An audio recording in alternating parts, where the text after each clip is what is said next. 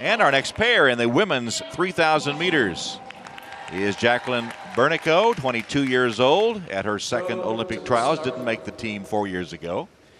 And Hannah Bosman, she's just 20 years old, from Oak Brook, Illinois.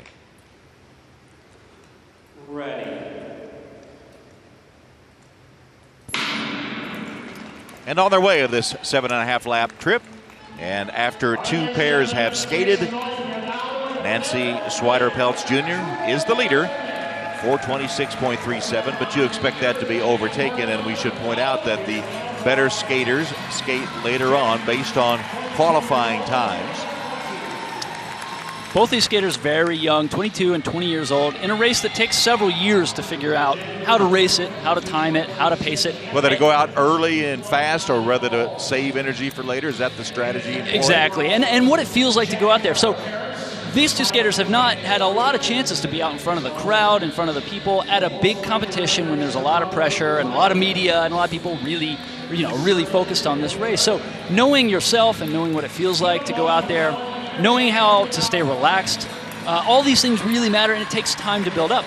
Both of these skaters, their personal records are in the 4:20s, the mid 4 minutes 27 seconds. So what that means, hopefully for them, is they go, the time that Nancy Swider-Peltz Jr. skated, which is 4:26, that's a second off of what I've done, and she's an Olympian and a top 10 Olympic finisher. So for these ladies, US Speedskating wants them to come out, get a great experience, learn what they can, suffer a little bit through a long 3K, and then put that in the bank and start getting ready for the 2022 Olympic Games. If you're enough ahead, coming around that outer lane, if you're close to that skater, they have to stand up and wait for you because you have the right of way.